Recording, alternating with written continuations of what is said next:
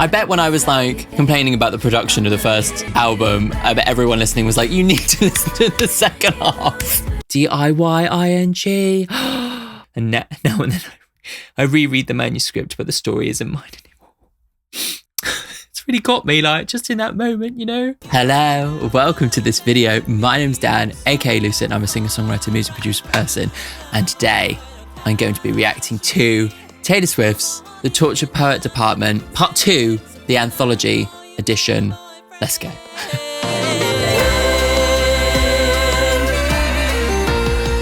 Cool. Okay, so if you haven't checked out already, you must check out my reaction to the first half of this album. Yeah, where I reacted to the first 16 songs, the original planned album, before there was a double album situation. I did have some criticisms. Like, I think on my first listen, it didn't strike me and I was quite shocked, but you will be happy to hear that it has already grown on me loads. At the moment, I'm obsessed with Florida. I mean, obviously. And Can Do It With a Broken Heart. Guilty as Sin, I think, is really good. Oh, Down Bad, I really like. Oh, So Long London. So actually, although like on first listen, I was a little bit like, oh God, there are plenty of songs that I'm really, really into. And yeah, they've already grown on me. So that's a relief. On first listen, it can be very difficult to digest such a sprawling album. And I think the whole point of it is that there's a messiness and there's like a, sprawling everything just out onto the page with absolutely no holds barred type thing. And as much as the production didn't really give me much, I feel like it was good kind of set dressing for the star of the show, which is the lyrics. That said, I do prefer it when Taylor comes out with a project that has like focus and has like identity. I think that's why Folklore and Red and Evermore are my favourite albums, which are the ones on the wall behind me, obviously. To be fair, like I've got another 15 songs to listen to. This is an entire other album worth of songs. If you have not checked out my previous reaction, make sure to do that now. I'll leave a link for you. If you want to watch this reaction completely uncut with no edits in any of the songs or anything, then make sure to head over to my Patreon where you can do that. You can also get a whole bunch of other benefits and exclusive content, including you can actually request reactions in the upper tiers and those reactions go out to everybody on the platform. Also, I have a new song out. When you see this on YouTube, it will have just come out. So exciting. You would have heard a snippet of it right at the beginning. I'm using it as the intro song at the moment. It's called Boyfriend? ... I really put years of work and passion and love into creating my songs. I write, produce, and mix all my own stuff and sing, obviously. And so, yeah, every single song that comes out has had like months and months. And this particular EP has had 4 years worth of blood, sweat and tears put into it. And so I would really love it if you could head over to my Lucid Music YouTube channel, subscribe there for all of my music updates, give Boyfriend a listen, and consider staying with me for the whole journey of releasing this EP. There's a new song coming out every single month. And trust me, you're going to want to listen to the final song because that's probably the best song I've ever written. Make sure to leave your top 5 from the album in the comments as well, as we always do on this channel. Little aside, tonight, as I'm filming, me and my Swiftie bestie are actually going to the Black Dog in South London to have a drink. I haven't actually listened to that song yet, obviously. God, you don't know how hard it has been for me to not listen to these songs. But yeah, I've heard there's a lot more Aaron Dessner in terms of production on this side of the album, which is great for me because I quite like his style. Let's do this. Okay, song number 1. Song number 16. No, song number 17. This is The Black Dog. And we're going there tonight. Ooh. Sounds like piano's in the room. Forgot to turn it off into some bar called The Black Dog. It pulls in my heart.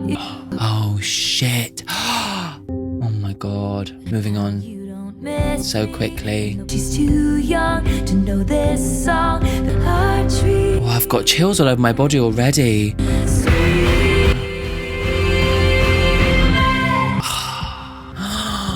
Oh, I love this. Oh, this is stunning. Oh, shit. Okay.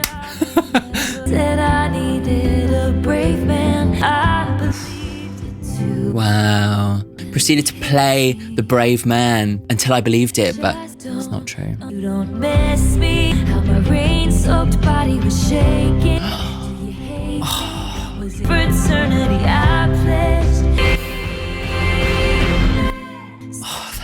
So beautiful. Old habits, like you can't teach a dog new tricks. Set fire to all my clothes. Even if I die, scream. Ah. Okay. Come on, I need this payoff. Hope it's shady in the black dog, magic fabric. Oh. Can't believe it.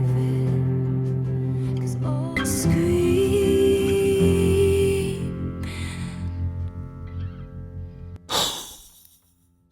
Oh my God, that ragged breath at the end. Oh, bloody hell. That was so good. Oh my God. That was so good.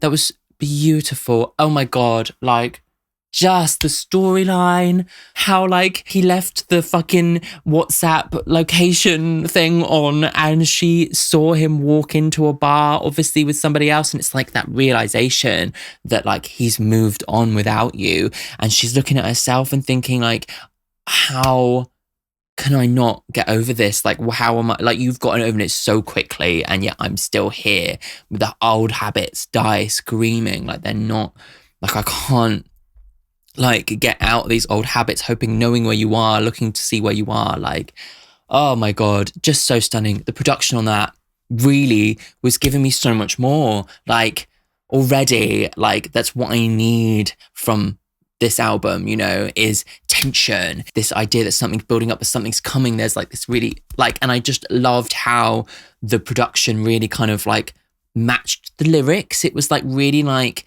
aware of what the lyrics were doing and supported what the lyrics were doing in a similar way to I Can Do It With a Broken Heart, where it's like on the word screaming, it really kind of brings in like all the distortion, all the kind of heaviness, and it's like really just like hits that. But then the last time she says old habits die screaming, it's like really intimate and she can't even get the word out, and it's like ragged breath and just absolutely so stunning and intimate, like, which in comparison to the like heaviness of every other time she's said screaming, it's like just hits it home. Like it's that kind of like the comparison that tells the story, you know. It's just beautiful. Where was this last week when I was like freaking out because I was like needing a bit more from the production? It's like, oh, they're saving it for the second half, okay.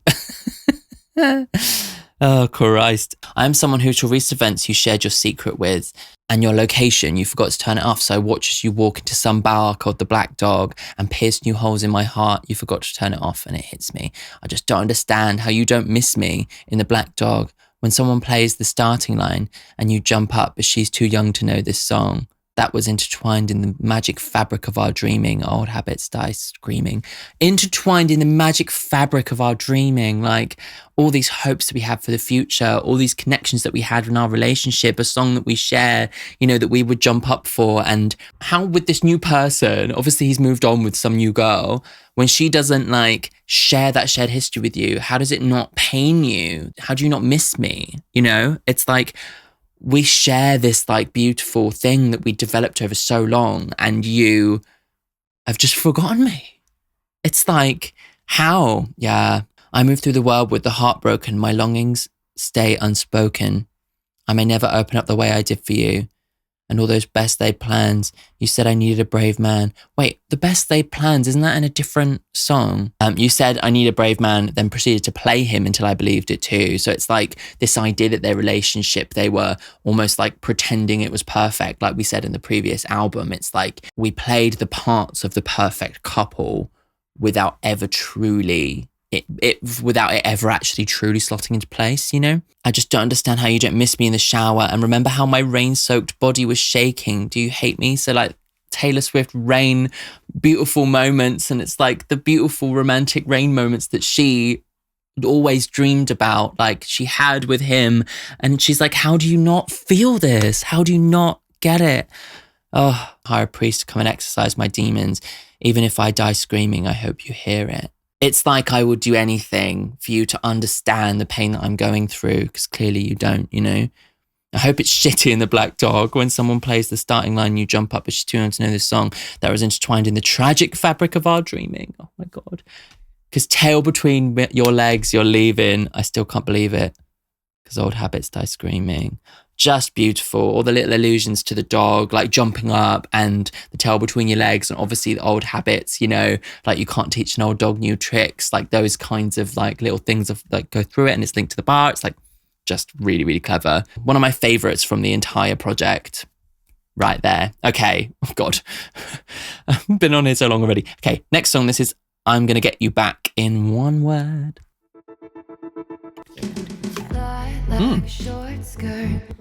Ooh, fun. You knew the price going in. Nice. Cool. Once you fix your face, I'm going in. Nice. But I'm gonna get you back. But I'm gonna get you back. Hear the whispers in your eyes. Nice. Small talk, big love. Ooh, the rhythmic fun in this song is really cool. It's like 3, 4, double time, double time, double time, double time.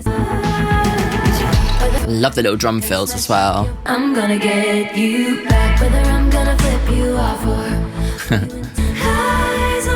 I hear the whispers in your eyes. Love that.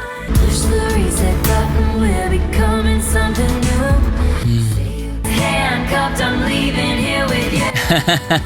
It's that kind of moment of like intense need to kind of go back into that relationship and the lengths you go to, you know. I'm gonna be your wife or gonna smash up your bike. I Love it. get you back, whether I'm gonna Oh, so fun.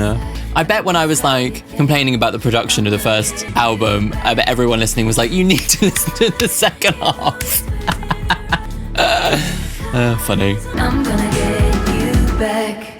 Cool. I liked that a lot. That was really creative. I loved the playing with dryness that obviously went to the nth degree when all of the production fell out of the song and left just her voice in the middle completely dry. It was so satisfying. That felt like experimental and a little bit of like what I wanted to get from this project from the beginning, you know. I love how tight that song was. It kind of felt like like I really loved the play between those rhythms and how like with the drum fills and everything, it just kept it like really tight, like cutting off all the reverb trails to kind of give it this like jagged kind of motion. Lilac short skirt, the one that fits me like skin. Did your research, you knew the price going in. And I tell you one thing, honey, I can tell when somebody still wants me, come clean. Standing at the bar like something's funny, bubbly. Once you fix your face, I'm going in. Whether I'm going to be your wife or going to smash up your bike, I haven't decided yet. But I'm going to get you back. Whether I'm going to curse you out or take you back to my house, I haven't decided yet, but I'm going to get you back. I hear the whispers in your eyes. I'll make you want to think twice. You'll find that you were never not mine. Ooh, shit. So there's a real kind of possessive quality to this. And it's like, following on from the previous song, this idea that she hasn't truly gotten over him and she still feels like that she needs to get him back, you know. Small talk, big love, act like I don't care what you did.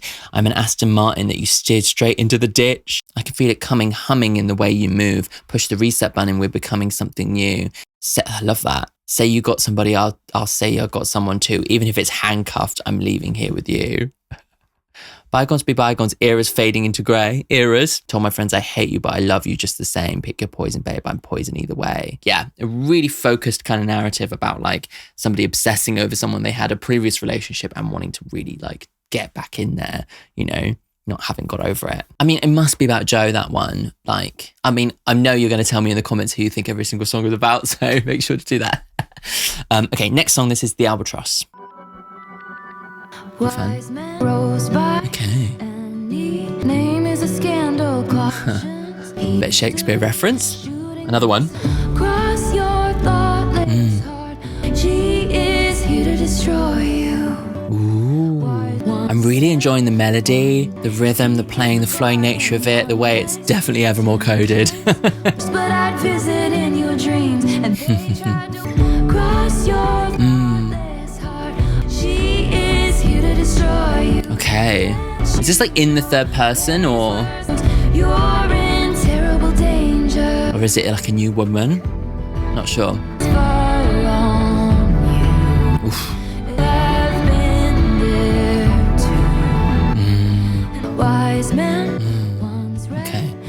quite figured out what this one's about yet. They dragged you from your bed, and I tried to Wow. I tried to warn you about. Okay. I'm the albatross.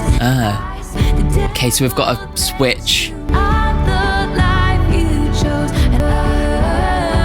Nice.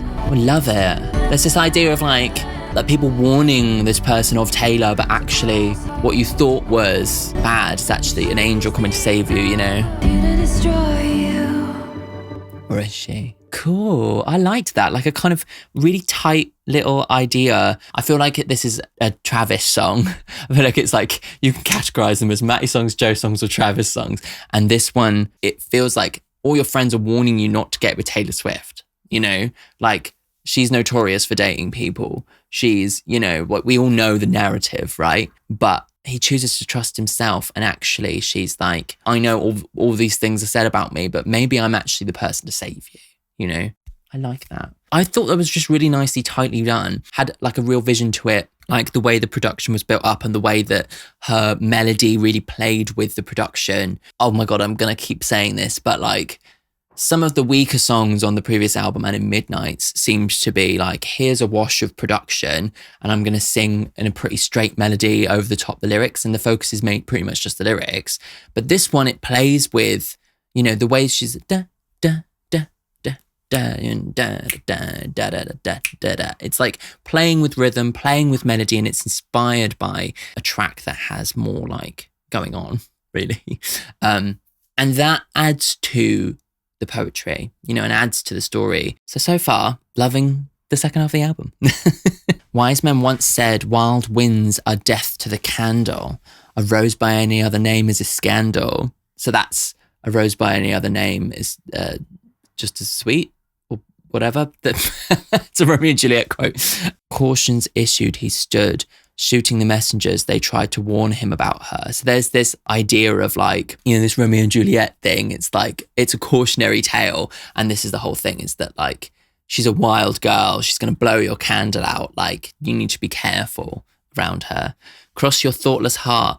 Only liquor anoints you. She's the albatross. She's here to destroy you. So I don't know what the reference to an albatross is. Like, obviously it's a bird, but it's like she's this albatross. She's going to fly in and destroy you if you don't have more thought, you know. Locked me up in towers, but I visit in your dreams, and they tried to warn you about me. I love that. Locked me up in towers. There's a fairy tale feeling to it, you know. That really trickles through all the lyrics in both albums, is this connection to poetry, fairy tales, writing, you know, Shakespeare, you know, poets and novelists, and like this. It's really clever how she's let that really inspire a lot of the intricacies in the lyrics. Devils that you know raise worse hell than a stranger. Ah, okay, yeah. Better the devil you know. Better the devil you know. She's the death you chose. You're in terrible danger. I'll tell you how I've been there too, and none of it matters. I've been through the same thing, you know, like we can connect, you know. Wise men once read fake news and they believed it. Jackals raid their hackles. You couldn't conceive it. You were sleeping soundly when they dragged you from your bed and tried to warn you about them. So it's like all these people around you who are believing all the fake news, believing everything they hear in the media about me, Taylor Swift, and telling you all of this and dragging you from your bed in the middle of the night to warn you, but you know better because you're living in dreamland, you know. I love that little, the playing with the dreams, being asleep, all that stuff. So I crossed my thoughtless heart, spread my wings like a parachute. I'm the albatross. I swept in at the rescue. The devil that you know now looks like an angel. Fuck, so good. And the life you chose and all this terrible danger. So there's a sense of like, it's always going to be a risk. That's the thing about love, is that it's always going to be a risk. But I will try my best, you know, to be the parachute, to be an angel to look after you and not destroy you, you know. I'm coming in with the best intentions, and I hope that you can do that too and not believe everything you hear, you know. So good. Love it. Oh, adore that. Okay, next song. Chloe or Sam or Sophia or Marcus. Don't know what that is. Hilarious, but it's Hologram stumbled into my apartment. interesting. Chloe or Sam or Sophia or Marcus, and Okay. and you saw my Clever. bones out with somebody new. Just watch it happen. Just say I loved you Oof. the way that you were. Wow. You said some things that I can't. Nice. I love the kind of suede feeling of this. I Swing. You needed me, but you needed drugs more than. You needed me, but you needed drugs more. I changed into goddesses, feeling Matty song, right? if you wanna break my cold, cold heart. It's like he still has power over her, you know, even though it's over. I love that. Diddaloo, diddaloo, diddaloo, yeah. If the glint in my eye traced the depths of your side, and I crashed into you like so many wrecks do. Wow. To know what to do. So if I sell Beautiful. my apartment and fade from this scarlet maroon, like The red, fuck. we watch our phantoms like watching wild horses. Wow. My cold, cold heart. I love the subtle build in this song, how it's like slowly adding like little bits and bobs more. There's a lot of subtlety in this production here.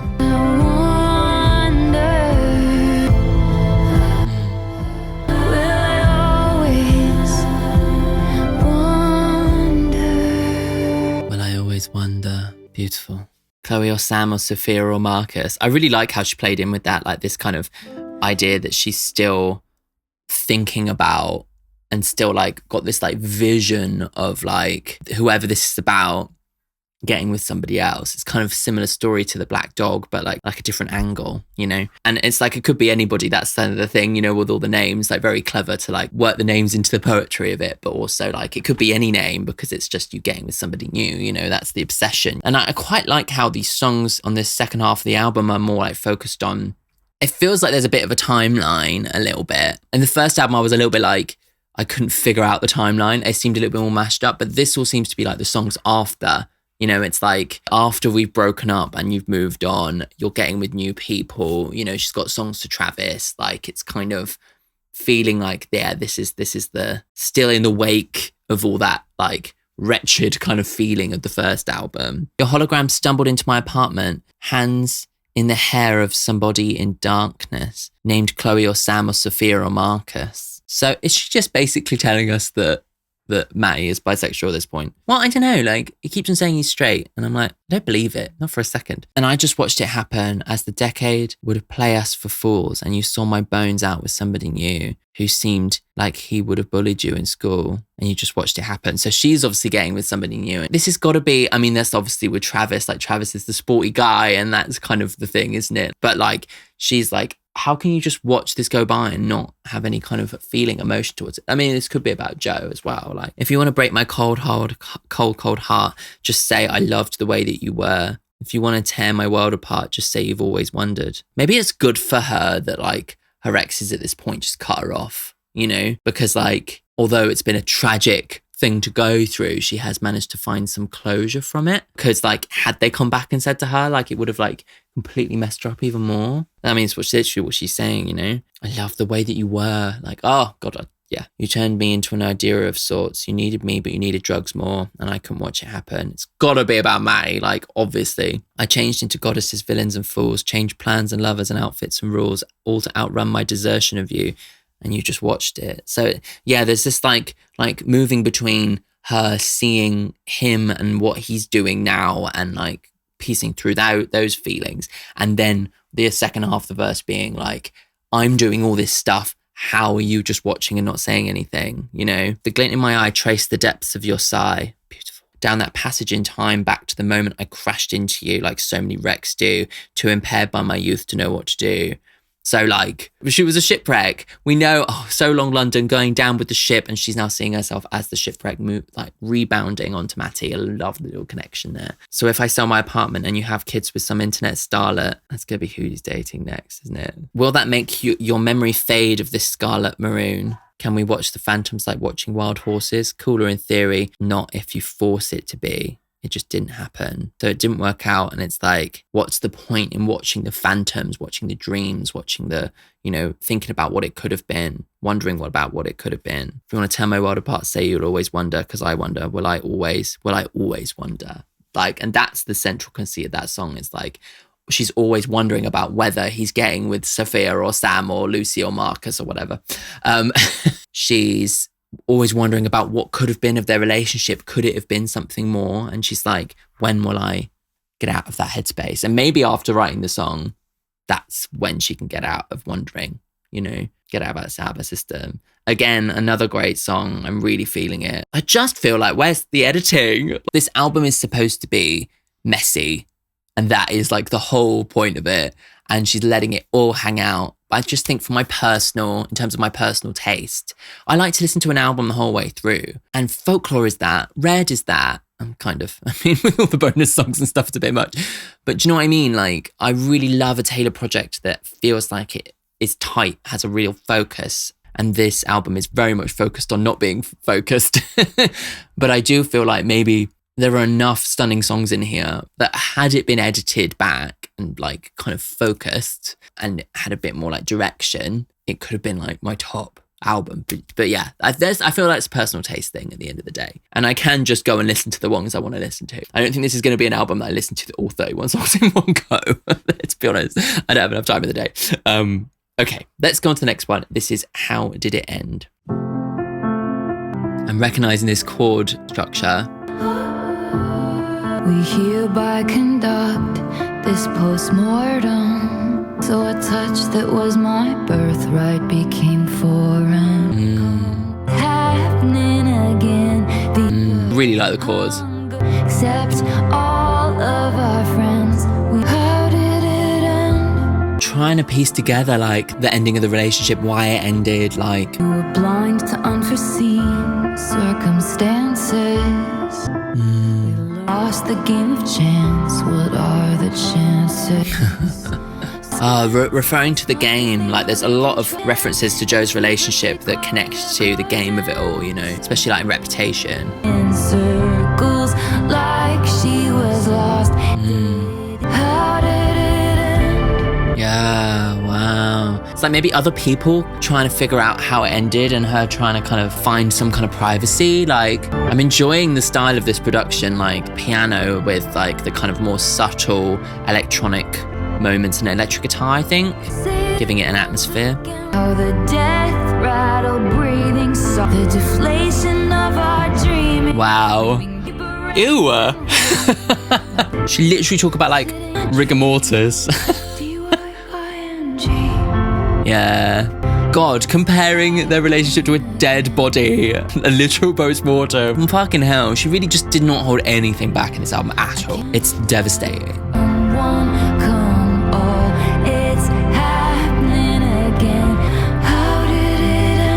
Still, maybe she's never gonna actually truly figure out, and the song doesn't really end, does it? Like, yeah, like really kind of like, yeah, I like the levels in that, like that feeling, trying to dig through that feeling, trying to figure out like what truly was the thing that killed our relationship, like trying to talk to all your friends, like chat with all your friends, like try and keep it private from the media, obviously, but like needing to talk through it with people and trying to figure out, it's such a thing, like, you know, when you break up with people that like, you talk it through, you know, you try and like figure out like, where did it all go wrong? That's the thing, right? We hereby conduct this post-mortem. He was a hothouse flower to my outdoorsman. Our maladies were such we could not cure them. And so a touch that was my birthright became foreign. Come one, come all. It's happening again. The empathetic hunger descends. We'll tell no one except all of our friends. We must know, how did it end? It's like trying to figure out the other person, like trying to like understand like what they went through, trying to find their empathy, you know? We are blind to unforeseen circumstances. We learn the right steps to different dances and fell victim to the interloper's glances. So they both kind of maybe cheated on one another, I think. Lost the game of chance. What are the chances? Guess who we ran into at the shops, walking in circles like she was lost. Didn't you hear? They called it all off. One gasp and then, how did it end? So there's this idea of like other people gossiping about how their relationship ended. And if this is about Joe, obviously we know through a lot of like folklore and stuff and through Reputation Lover as well, you get a sense of their relationship, him wanting to keep it like simple. Like if you think about like peace, is it all right if I never bring you peace? I can never be that person. I mean, that song in retrospect is fucking heartbreaking. But there's this idea that like she can never be that like white picket fence, high fidelity, you know, I can never be the white picket fence. Like there are all these like little references to the way that he wanted their life to be and how she couldn't be like that. And now it's kind of playing out. It's proof that it's playing out, because as much as they want this all to be private, it can't be, because she's Taylor Swift, you know? Like she goes down to the shops looking a bit lost And suddenly it's like someone sees her like, oh my God, it's Taylor Swift. And it's like, did you hear that she broke up with blah, blah, blah, blah, blah. And it's like, it's everywhere, you know? And I think that's what she was trying to tell him the whole time, you know? And now in comparison, her new relationship with Travis, and she's gone the complete opposite. And she's like, this is public. Everything is out there. And I feel like that's a much more healthy place to be because it's much more realistic. And the truth is that they're both in that place. You know, they're both famous people with, you know, eyes on them all the time. You know, obviously like Joe wanted to keep it silent. Obviously Travis is not doing that. He's like going to all her shows and being super cute and kissing her in front of all the cameras and stuff. And it doesn't matter, you know, as much as like Taylor wanted to become that person for Joe, traditional relationship, secretive, private relationship thing. As much as she wanted to try and have that with him, she's Taylor Swift and it's not going to happen. And I feel like this new relationship is so much healthier because, yeah, it's realistic. Anyway, say it once again with feeling, how the death rattle breathing silenced as the soul was leaving, the deflation of our dreaming, leaving me bereft and reeling, my beloved ghost and me sitting in a tree. DIYING. Oh my God. Oh my God. KISSING, but not. That's just genius. Isn't that fucking genius? Like, and just like the middle eight in general being like back to this idea of their relationship being a body that's dying in front of them and watching the deflation of the lungs and the death rattle in the voice. You know, it's just fucking tragic. Me and my ghost sitting in a tree. Oh my God. That's so fucking stunning. Love it. Fucking hell. Just stunning. Okay, next one. This is so high school. Okay. It sounds like a... Oh my God, it feels like fucking... What's the song at the end of Speak Now? Oh, it will come to me. It does give that an end of a high school movie vibe. Yeah.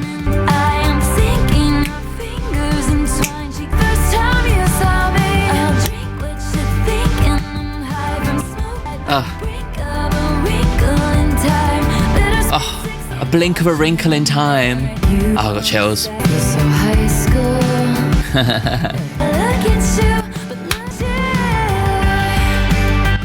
know what I was just saying about Travis? Fuck. I was just... Yeah. It's like this love is right back to that youthful thing that she's been searching for, you know? Oh, beautiful.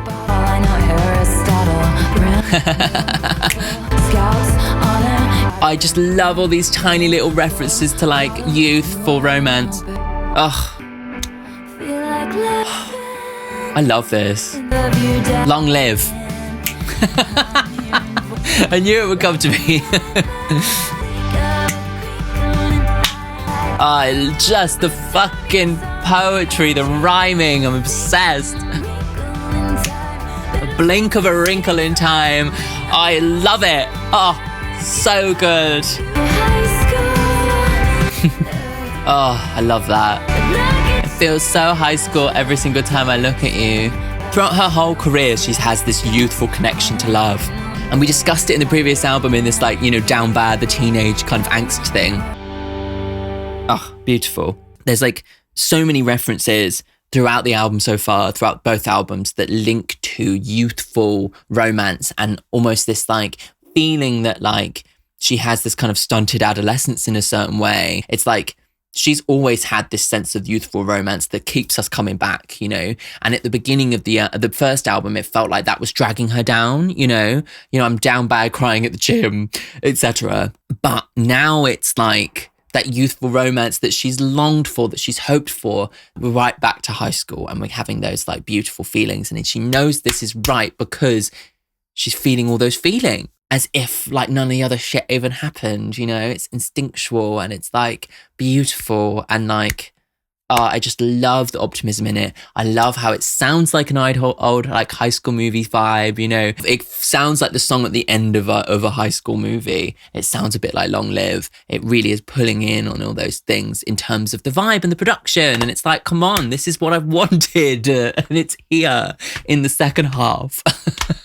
I bet like my Swiftie bestie Like I told her last week, I was like, I'm only doing the first half because I want to, like, because I can't react to the whole thing in one day. And she was like, wait, so you're not even gonna listen to it? I'm like, no, obviously I'm not gonna listen to them. She was like, oh my God, like kill me. Like how am I not gonna be able to talk? I bet the whole week I've been like, yeah, I'm kind of critical about like, there's elements of the album, there's so much of it I love, but like I'm critical about the production and all these kind of stuff. We had all these discussions throughout the week.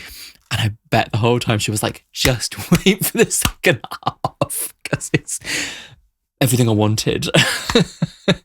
Oh, it's so good. Okay, I feel so high school every time I look at you. I want to find you in a crowd just to hide from you. So cute. And in the blink of a crinkling eye, I'm sinking, our fingers intertwined, cheeks pink in the twinkling lights. Tell me about the first time you saw me.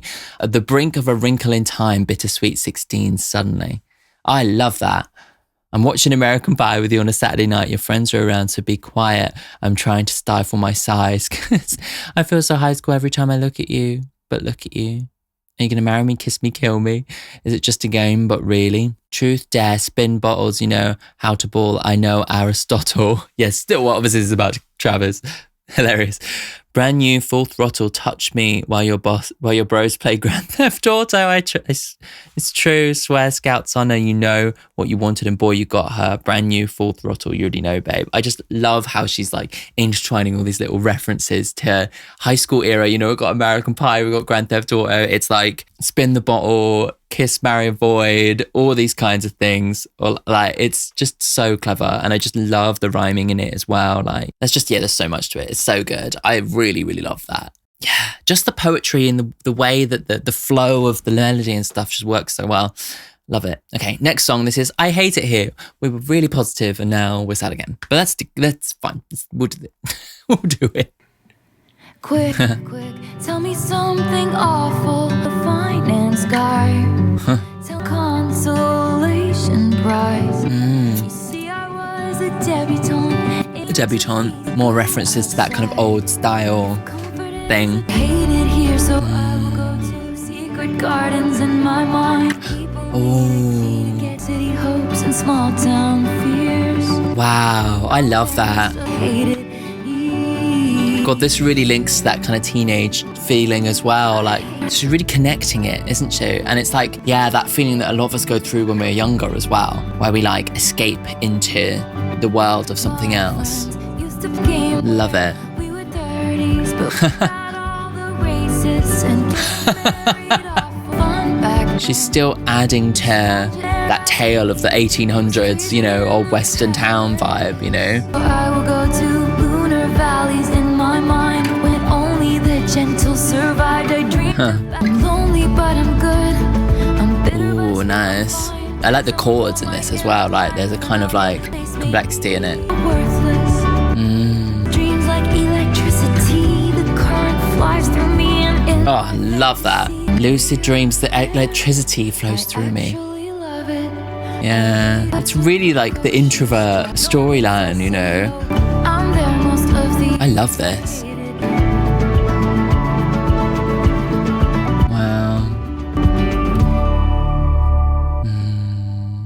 I love that kind of central conceit, I hate it here, so I go to places within my mind. It really is like putting together the image of the tortured poet that really was formed in the first album. This character who's like feverishly writing on her typewriter in her room, all these like kind of these feelings that she needs to get out of her body. And this like really plays into that character so much. It really is like from that perspective, it's like I hate the world around me. And so I go into these stories within my mind and I write these stories and I lose myself within my stories, which is so relatable, I think, in so many ways. Like I remember when I was a kid, because it links up in an interesting way. But like I've always really been obsessed with video games, particularly adventure games, magical worlds of fantasy. I adore the Zelda series, for instance. That's like one of my biggest inspirations artistically, and one of the most moving things in my life is experiencing The Legend of Zelda.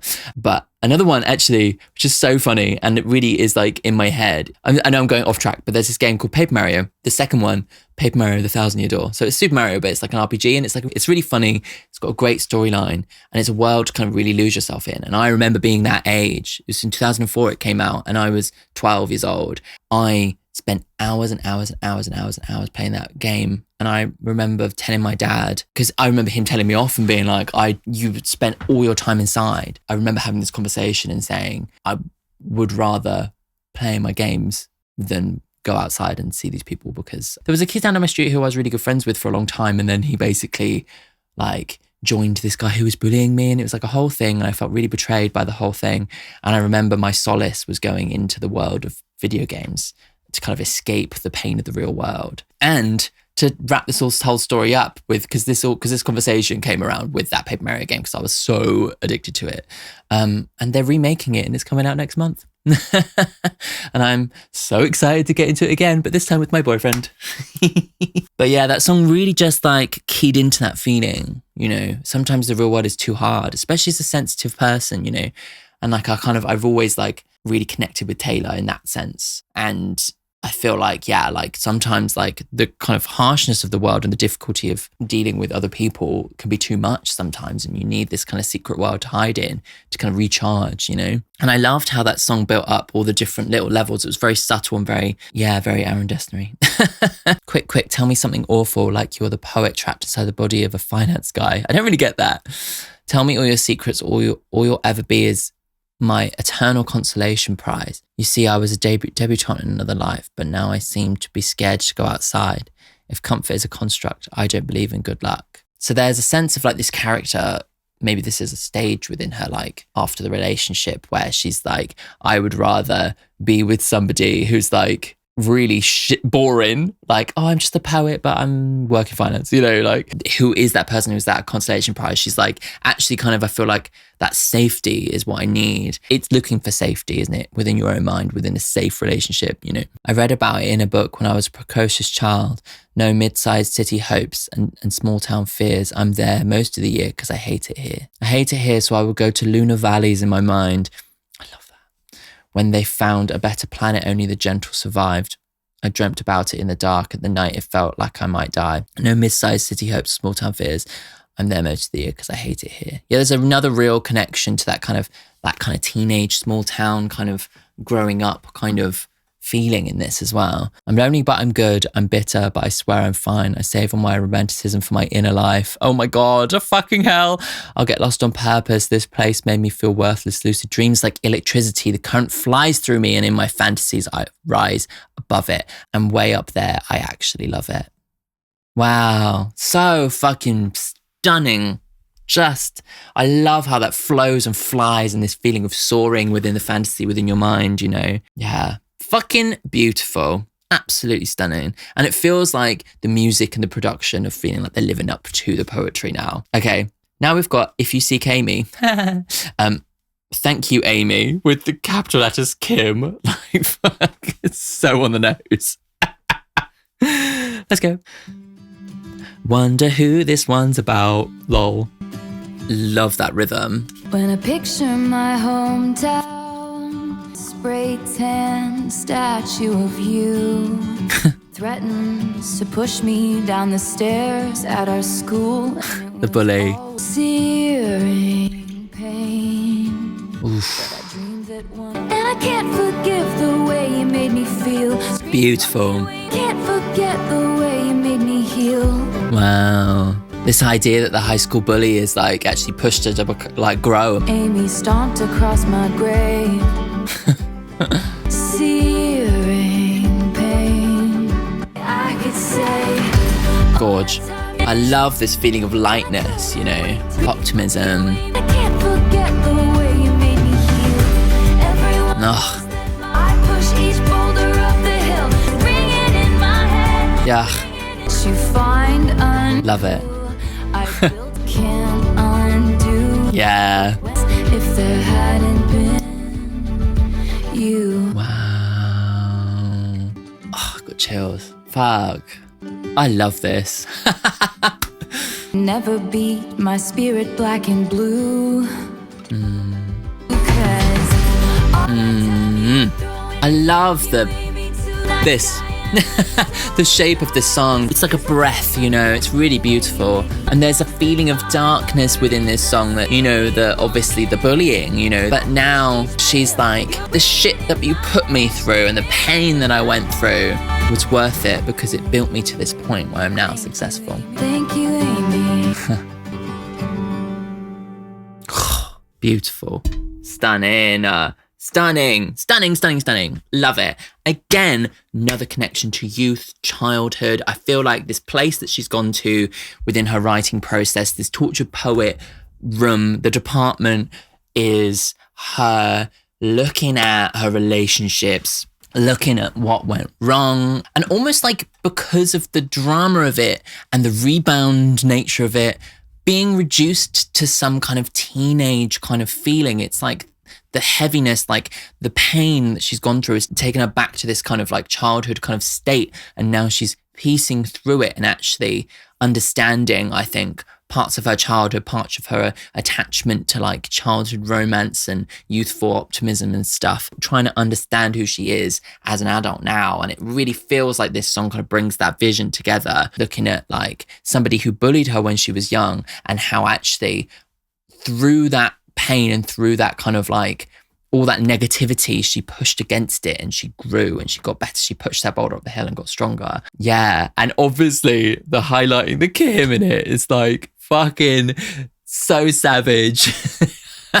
But Kim was another bully and that she's now thrived from. She's now in the biggest point of her career when Kim threatened to like pull her entire reputation apart. She is now built back from that. She used those bricks and built something bigger and better. And now she's at the peak of her career. There's something so satisfying about being able to triumph in adversity. Yeah, I really love that storyline. And it's so fucking savage that she highlighted the word Kim. When I picture my hometown, there's a bronze spray tanned statue of you, lol. A plaque underneath it that threatens to push me down the stairs at our school. And it's always the same searing pain, but I dreamed that one day I could say, all that time you were throwing punches, I was building something. And I can't forgive the way you made me feel. Screamed, fuck you, Amy, to the night sky as the blood was gushing, but I can't forget the way you made me feel. Everyone knows that my mother is a saintly woman, but she used to say she wished that you were dead. I pushed each boulder up the hill, your words still just ringing in my head. I wrote 1,000 songs that you find uncool. I built a legacy that you can't undo. And when I count the scars, there's a moment of truth that there wouldn't be this if there hadn't been you.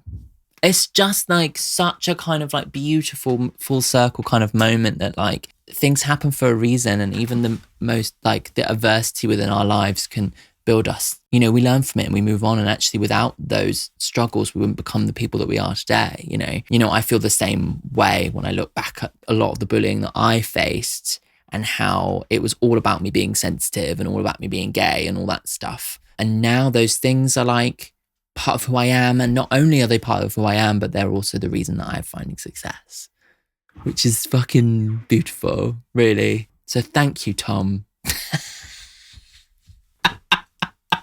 Fucking prick. Lol. Cool. Next song. Let's go on to I Look in People's Windows. You perv. Ooh, nice. Nice. Fun. Love it. I look in people's windows. Still not letting go. One more time. Love it. Oh, this song just has so much personality to it. A kind of different, unique direction. I like the way that kind of mimics like this idea of things going around in your head, you know. I'm addicted to the if onlys. I'm addicted to the if onlys. Some deranged weirdo. There's this feeling of being completely lost, you know, wanting to know what I'm missing out on. More time. Cool. I love that. That had just such a kind of like specific sonic point of view. Kind of had shades of like Evermore, like Willow vibes, you know, with the muted guitar. But like the way in which the melody was like crafted really gave it like this kind of plinky plonky kind of like type, slightly kind of unique character, you know, really just added to that. And I love this, picturing this idea of her like looking into people's windows, hoping for like some like chance of seeing Joe, maybe seeing what he's doing now. There's this like feeling of being in between relationships, feeling lost and kind of still living within the if only, still living within the what if, like there's so that permeates through so many songs on this back half, this second album. Yeah, there's something so visceral about that. And the way the chords are formed and stuff kind of makes it feel like the middle of the night, everyone else is inside cozy and she's outside cold, really gives me that kind of visceral kind of feeling. I look in people's windows because I am creepy, a deranged weirdo. I died the tiniest death. I spied the catch in your breath. Out, out, out, out. Northbound, I got carried away as you boarded your train south. A feather taken by the wind blowing, I'm afflicted by the not knowing. So I look in people's windows, transfixed by rose golden glows, like the rosy, like rose-tinted glances, They have their friends over to drink nice wine. I look in people's windows in case you're at the table. What if your eyes looked up and met mine one more time? Oh, love it. Does it feel all right to not know me? I'm addicted to the if only. So I look in people's windows like some deranged weirdo. I attend Christmas parties from outside. I look at people's windows in case you're at the table. What if your eyes looked up and met mine one more time? Just so tight. Really nicely done. Short song, edited to perfection.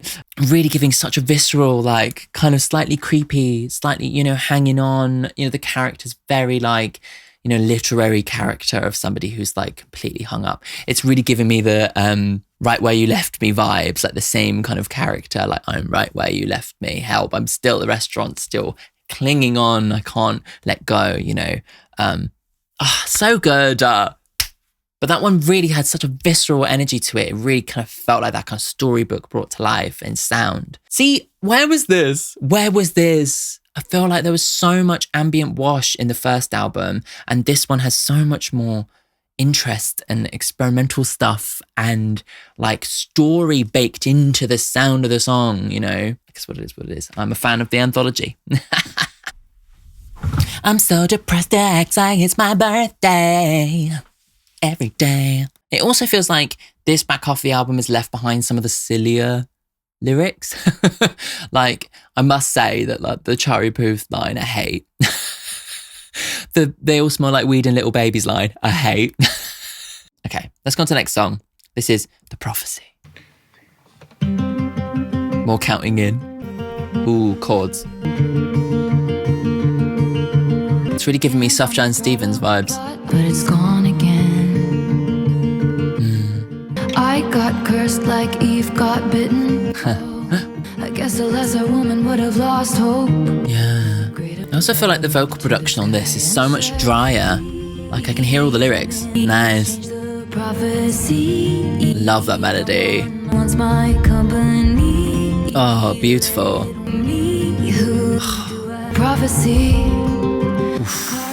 That chorus is so beautifully written. I must say, I feel like the combination of Taylor and Aaron Dessner is just like magic. Still I dream of him.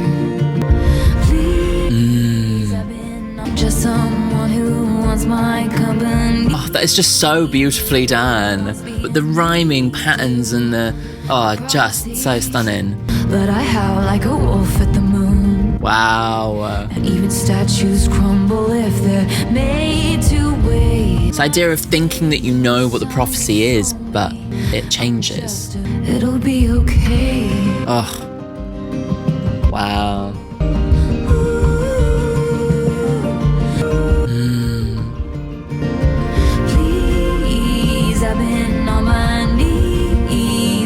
I don't want money, just want someone who wants my company. It's just so beautiful. I love it. And I love the detail in production. I love the way it's built up. See, this is giving me the evolution of the Folklore Evermore era that I really desperately wanted.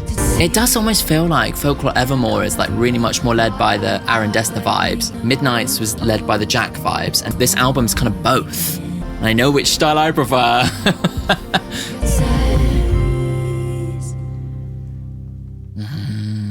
Interesting. Yeah, some really cool chords and stuff within that one. Like Taylor tends to stick to pretty much diatonic harmony and like quite simple harmony. But this song felt like it was adding a bit more darkness and complexity to that, especially with that last chord. Yeah, beautiful. Hand on the throttle, I thought I caught lightning in a bottle, but it's gone again. I guess a lesser woman would have lost hope. A greater woman wouldn't beg, but I looked to the sky and said, please, I've been on my knees, change the prophecy. I don't want money. Just want someone who wants my company. I mean, you do want money, Tay. But I get the sentiment.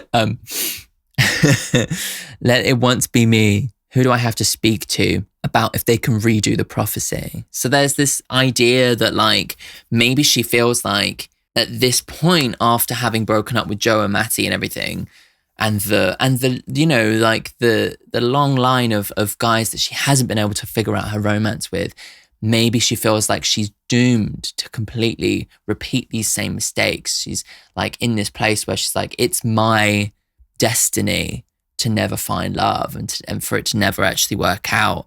And she's here begging to the sky saying, please, can someone rewrite this prophecy for me? I can't live this life if this is what it's going to be, you know? Oh, just so beautiful. I sound like an infant, feeling like the very last drops of an ink pen. A greater woman stays cool, but I howl like a wolf at the moon. Oh, the padding around that she mentioned earlier. Gathered with a coven round a sorcerer's table, a greater woman has faith, but even statues crumble if they're made to wait. No sign of soulmates, I'm just a paperweight in shades of greige. Interesting. Spending my last coin so someone will tell me it'll be okay. There's a really oldie-worldy feeling to all of this, the prophecy, and that, again, more like connections throughout the album. Just this intense, visceral feeling that she feels as if she's doomed to this existence of never finding true love. And it's like, I feel like that's the reason she hung on with Joe so long, was because she thought, oh, this is what it is. But then when actually she was waiting and waiting and waiting, and her statue still crumbled, you know, it's like she was waiting for it to actually be real. And it got to the point where she was like, actually, no, what am I doing? You know?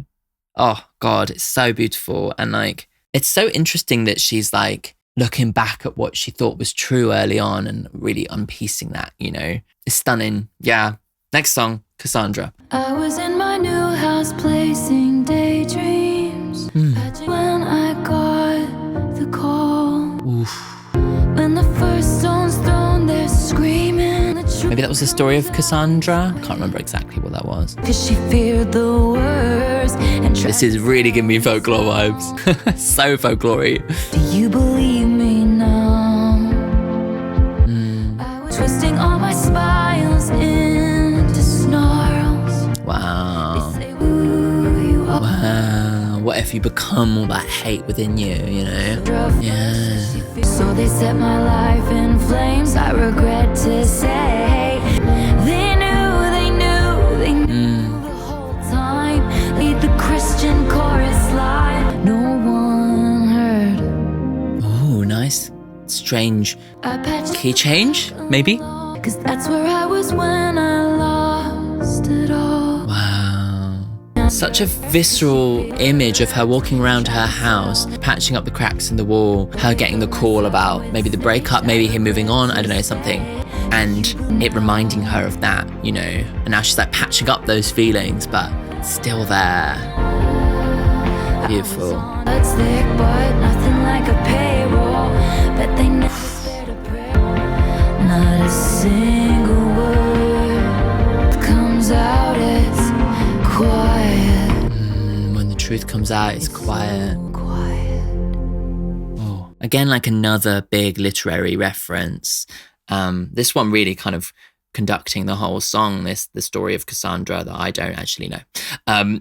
So you have to let me know what it was. I'm going to guess she got like stoned for like being the whistleblower or something, maybe. I don't know. I feel like that one I didn't love as much as some of the other ones. I feel like the vocal delivery didn't like have me completely spellbound. But this is the first song on this second album that hasn't completely blown me away straight away. So, you know, I was in my new house placing daydreams. I love it. Patching up the crack along the wall. I pass it and lose track of what I'm saying because that was where I got the call. When the first stone's thrown, they're screaming. In the streets, there's a raging riot. But when it's burn the bitch, they're shrieking. The truth comes out, it's quiet. Yeah, so it's like when it's all like, you know, the lies and everything that kind of You know, that's so much louder than the truth, you know. So they killed Cassandra first because she feared the worst and tried to tell the town. So they filled my cell with snakes, I regret to say. Do you believe me now? I feel like maybe this song is losing me a little bit because I don't get the reference. So maybe once you tell me what the story is in the comments, I will probably appreciate this song a bit more. I was in my tower weaving nightmares, twisting all my smiles into snarls. I say what doesn't kill you makes you aware. What happens if it becomes who you are? What happens if you become that? You know, it's more about that character of the torture poet that in like Who's Afraid of Little Old Me and stuff, you know. Cool. Okay, next one. This is Peter. Lots of names in these. Let's go. Let's give me New Year's Day. Oh God, that's sad. In closets like cedar, preserved from when we were just kids. Cedar, Peter, we were. She's just fucking brilliant. Her rhyming is just insane. I love it. Get the feeling she did. I thought it was just goodbye for now. He said you were gonna grow up and you were gonna come find me. Said and you were gonna. Maybe it's like a childhood romance. But never to keep. Interesting. Natural scene stealer. I've heard great things, Peter, but life was all. I don't know who this is. I love the rhyming. That's really, really sending me. Underneath the same moon. It's mad to me how prolific Taylor is. How does she keep coming up with song ideas? Do you know what I mean? Then you were gonna come find me. More about the like connection to childhood, you know. I love that that's really weaved throughout the whole album. And I won't confess that I waited, but I let the lamp burn. As the man's love's never lost when perspective is earned. Wow. Fantasies has expired. The shelf life of those fantasies has expired. Fucking me. Fucking hell. You said you were gonna grow up. Wow. You said you were I love this story, you know. Promise from somebody young. She's dated all these guys since then. And this guy said that he was going to come back for me. You know, like, we figure it out when it worked. And she's now stopped waiting. But never to keep. Yeah, I loved the poetry within that. That really just was so stunning. Like, I can't get over the rhyming. Like, the rhyming is just so good. Like, it reminds me of like some of her best rhyming schemes in like Gold Rush and stuff. You know, like the Evermore era stuff, where it's like really brilliant internal rhymes that just flow so beautifully. Like, I love that she's keyed into that again. Forgive me, Peter. I lost my fearless leader in closets like cedar. Oh. Is this like a Lion, the Witch and the Wardrobe reference? The goddess of timing once found us beguiling, so the timing didn't work. I didn't want to come down. I thought it was just goodbye for now. You said you were going to grow up, then you would come find me. Promises oceans deep, but never to keep. It gets me when crossing your jet stream, we both did the best we could do under the same moon in different galaxies. So there's this like a kind of childhood kind of romance, promise like made in kind of like young romance. Like the timing didn't work out when they first were dating, but she's been hoping that he will come back, you know. I love another connection to like childhood storybook. It's almost like he's like a Peter Pan.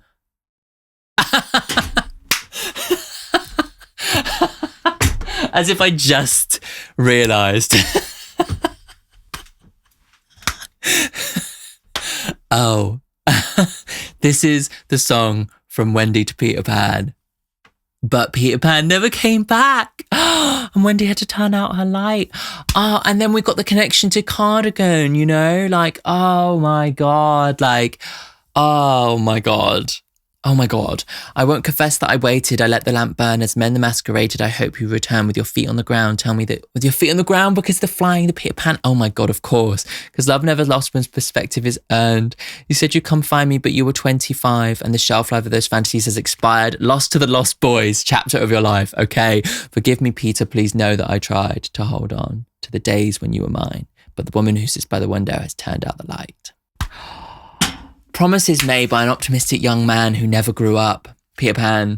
Oh, that is so good. And another literary reference, another connection to childhood, another connection to growing up. Really like runs through the whole thing. I thought it was Lion, Witch, the Wardrobe, but it's not. It's Peter Pan. fucking stunning. I wonder whether she like wrote the lyric in Cardigan and then kind of thought, actually, there's more here. There's another story to tell within a song. That's so good. I can't believe I didn't notice that. Oh dear, so good. Okay, next one. This is The Bolter, another dog reference. By all accounts, she almost drowned when she was 6, and I can confirm she made a curious, splendidly selfish, charmingly helpless. I love this idea that she's really like dissecting her childhood, you know, connection to youth, you know. Started with a kiss, oh we must stop beating like this, but it all ends up at the drive one evening. The getaway car. Then he'll call her a whore, wish she wouldn't be sore, but the rhyming really gives it such a sense of propulsion. I love it. Flashed before her eyes, then came out alive. He was a cat, watching him jump, then pulling him under. Littlest leaks down in the floorboards, and she just knows. So now she's growing up and having adult relationships, but she's seeing the water coming up through the bottom of the boat, more references to the boat, and she bolts again. It felt like Maybe she's always the one to finish the relationships, you know, to call it off. flash before her eyes, then came out alive. She's been of many faces, first they're off to the races. There's an idea of her embracing herself, you know. Hers for the breaking Yeah. and escaping. Stop, but it always ends up with a town car speeding. Yeah, there's her like bolting, running away from the relationships. Stories you can be sure. There's a sense of like maybe her always quitting the relationships, but she's doing it for the right reasons, you know? Yeah. Then came out alive. Came out alive. There's such a feeling of optimism there that's like, as much as like maybe that she has this nickname of like being the bolter, the one who ends the relationship too soon, she's actually seeing an optimism in it, and she's like, this is who I am, and I'm not going to settle for any less than what I want. And I might be the one ending the relationship all the time, but like, it's my own self-preservation, it's me going towards what I want, you know? Yeah. This one seems to be really dissecting who she is as a person and where that came from, even from childhood, you know? By all accounts, she almost drowned when she was 6 in frigid water. Then she runs like it's a race. Behind her back, her best mates laughed, and they nicknamed her the Bolter. Started with a kiss, oh, we must stop meeting like this, but it always ends up in the town car speeding out the drive one evening. Ended with the slam of the door, and he'll call her a whore, wish he wouldn't be sore. But as she was leaving, it felt like breathing. Yeah. So she's leaving for the right reasons, you know, even for him, even though he might be sad about it. When it's all roses, portrait poses, Central Park Lake and tiny rowboats. What a charming Saturday. That's when she sees the little leaks down in the floorboards. She knows she must bolt. So it's like, yeah, like telling the story of this woman who's like constantly escaping relationships and jumping out of sinking ships. And it's like, maybe she's got a bit of a reputation for being a bolter, but like all her fucking lives flash before her eyes, and it feels like the time she fell through the ice and came out alive. There's like a real sense of like moving forward about, you know, and it might be that this woman has her guard up, but that's what she's had to do to survive, you know, romantically, I think. Hearts are hers for breaking these. There's escape in escaping. Yeah. So it's like there's a power in being able to escape a situation that's not what you want and isn't good for you, you know? Cool. On to the penultimate song. We've got another name. This is Robin. Robin Hood. I'm reading into it now. Long may you reign. Long live. Bloodthirsty. Two levers slowed down clocks for you in sweetness. Way to go, tiger. Okay. Sounds like a child again. Love that, like. Lighter. Roar at your dinosaurs, and you have no idea. There's a real childlike energy to this person she's singing about. It could be a child. I don't know what this one's about. You have no room in your dreams for regrets. Time for No room in your dreams for regrets. Lots of optimism, yeah. Maybe there's like a sense of like holding on to a youthful sense of optimism. Maybe it's about Travis and maybe she sees like a kind of youthful joy within him, you know? Yeah, nice. I really love the intimacy in that one and the kind of warm hug that song was, you know? Not like my favourite. Let's have a look at the lyrics and see if that sells me on that song a bit more. Because maybe it's because I just didn't quite pick up exactly what it's about. Long may you reign. You're an animal. You are bloodthirsty. Out window panes, talking utter nonsense. You have no ideas. Strings tied to levers, slow down clocks tethered. All this showmanship to keep it for you in sweetness. Way to go, tiger, higher and higher, wider and lighter for you. Long may you roar at your dinosaurs. You're just a ruler covered in mud. You look ridiculous and you have no idea. The time will arrive for a cruel and the mean. You'll learn to bounce back just like your trampoline. Maybe it's like a song to like a younger her, or maybe there's, somebody who she sees like a youth in that she wants to kind of protect, you know? Interesting. Not my fave, but let me know what you think about it. Before we go on to the final song, this is a shout out to my patrons. There's been a big influx of you guys onto Patreon this month with all the new releases. So I will slow down this section so I can get all your names in. Thank you so much to everyone who supported me over on Patreon. You really make it possible for me to do what I do. Maybe one day I'll be full-time with all this stuff, but we'll see how my music goes and the podcast. Studying music, listening to music, talking about music, making music is just my passion and always has been, always will be. And you guys make it possible for me to actually be my career. You know, it's fucking mental, really. If you want to join me over on Patreon, you can. There's a lovely community of people over there. Also, you can watch all my videos uncut, including a bunch of my old Taylor ones. Some of them I lost the footage too, but there's a few on there. Also, in the upper tiers, even request reactions from me, and those videos go out to everybody. So there's loads of bonus content too. The podcast, you can get extended episodes of the podcast and the video version of the podcast, so you can watch the podcast too. And I'm going to be putting up merch related to my music, depending on how it goes. All that stuff will be happening over on Patreon. Make sure to go over and join. Cool. Right. The final song. This is The Manuscript. It has final song energy. I love the weight in that piano as well, like the clunkiness. Now and then she rereads the manuscript. I'd give you my heart if you needed it. She rolled her eyes and said, you're a professional. If this exercise is good as the conversation was, pushing strollers. Oh, I love the high piano.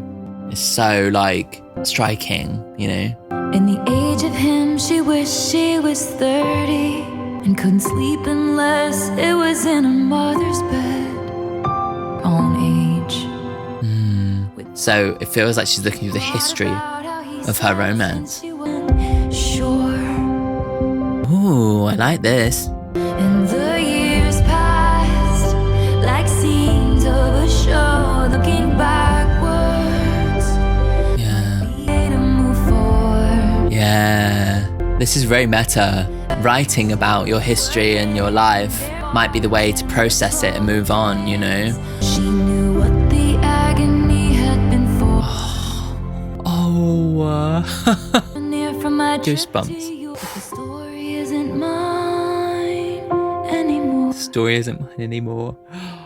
Oh, what a perfect ending. Oh, I got chills up and down my arms. Oh my God. Wow. Just the idea that like the whole dating life, the story of the agony, of the pain, of like the breakup, the relationship, everything is written down in this torture poet department. This torture poet's written it all down into this manuscript. And she's realised that in writing it, she's managed to understand where it all went wrong. Maybe even not necessarily, but like she's managed to figure it out for herself. She managed to find some kind of closure. And by the time she puts it down, it's not hers anymore. It's out of her system. It's gone. And it feels like so cathartic to have this as the final song, because this whole album has been this person, Taylor, but like embodying this torture poet character, like really just feverishly writing away all of her feelings and piecing it all down into this like kind of crazy mess of an album, like just getting all the feelings out in that moment. And now she can look back that time with a bit of perspective. And now she's like, I feel like I've grown past that, but I needed to go through it. Like I've learned what the agony was for, and it was to get me to this point now. And it feels like so beautiful that she's tied that all together. That is just the cherry on the cake. I really, really, really like that. Yeah, exactly what we needed in a final song, just to kind of pull it all together. Now and then she rereads the manuscript of the entire Torrid affair. They compared their licenses. He said, I'm not a donor, but I give you my heart if you needed it. She rolled her eyes and said, you're a professional. He said, no, just a good Samaritan. He said that if the sex was half as good as the conversation was, they'd be pushing strollers, but soon it was over.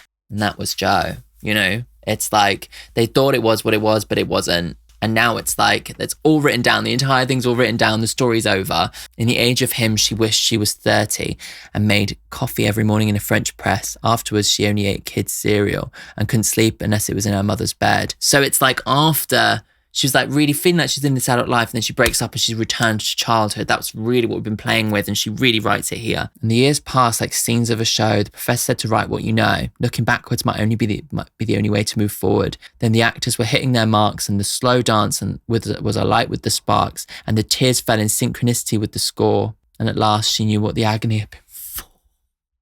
It's like the history of all the pain of her past, and how like now she's on tour and reflecting on all of that, and she's like, the tears are falling in time with the music. Everybody's on the stage doing her show, which is her music. She's written about her entire love life, her whole career. Now she's doing the Eras tour, and it's like, I'm performing every heartbreak I've ever had, you know, in this manuscript. It's her career up until this point, all of her music up until this point. It's in that moment where she can process the pain by singing about all these songs, about all these loves that she's had. She processes it and she's like, oh, there's a reason why I felt all of this, and that's to be able to move on and become the person that I am today, you know.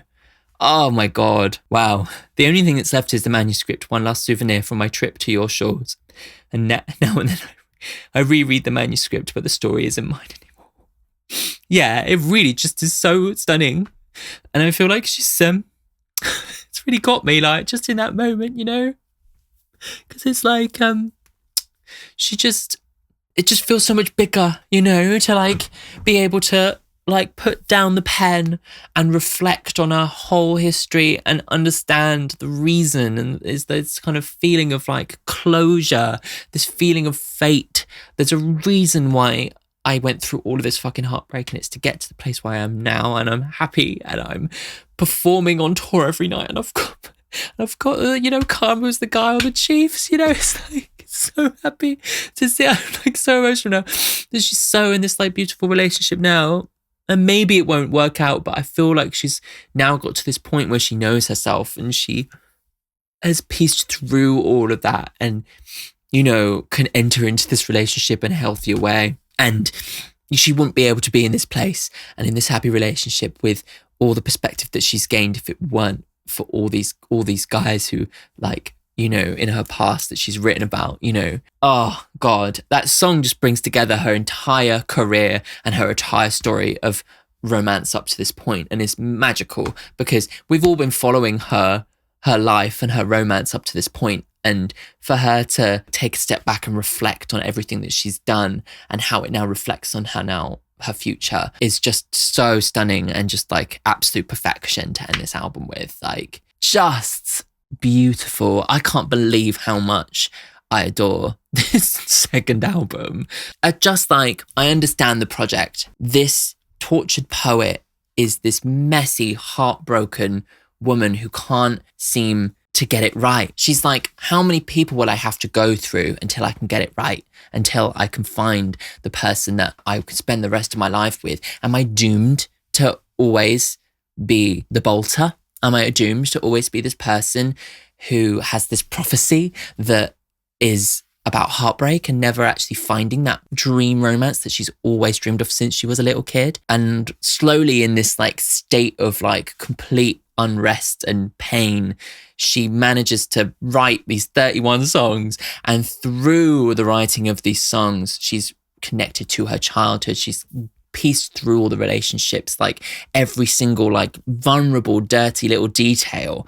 She's pieced through it and understood it, and like looked back at who she was as a child and what she wants from romance in the future, and like how it all went wrong, you know, with Joe, how it all went wrong with Matty, like why did she rebound in like with this, like, you know, and connecting to maybe the reason she did that was because she returned to almost like a teenage state after a relationship of 6 years breaking down. She goes through and she feels every emotion to the absolute fullest throughout this album, and then at the end she can close the chapter and put it aside, and it's like, it's out there, it's done, and I can move on into this perfectly beautiful new relationship with perspective, with growth, and with learning. And it's like, that is the purpose of this album, and therefore I've turned around so much.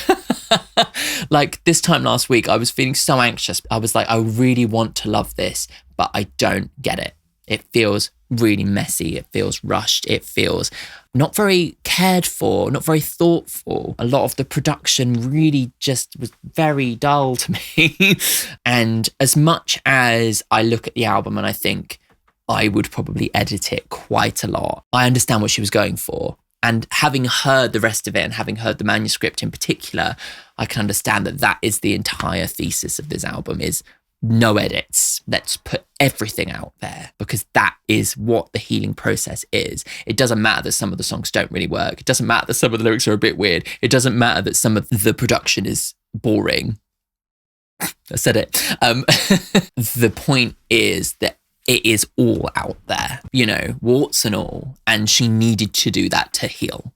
That is clearly what the whole point of this entire era is about. And I'm so glad that I love it now. I do think that like some of the order is weird. I feel like she could have saved some of the Travis ones for later, so it's a bit of a brighter end to the tale, but then it wouldn't be the messy madness that it's supposed to be. So, you know, but it does feel like the back end of the album is so much better than the front end.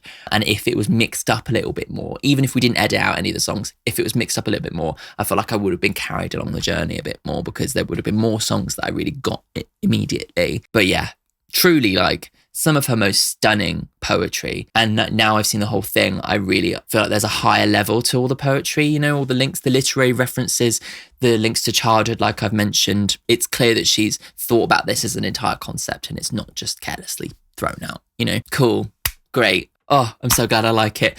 I was like, no, Taylor. What's my favourite song? I think I might have to give it to the Black Dog. Oh, I don't know. This is hard. Or So High School. I loved So High School. This is really hard for me, but I'm going to say my favourite song at the moment. Obviously, all these songs will grow on me, but I'm going to say it's So High School. I just really loved the vibe of the whole song, the rhythm of it, the melody of it, the optimism in it, the beauty in it, her finally finding this like dream teenage romance that takes her back to when she was at school.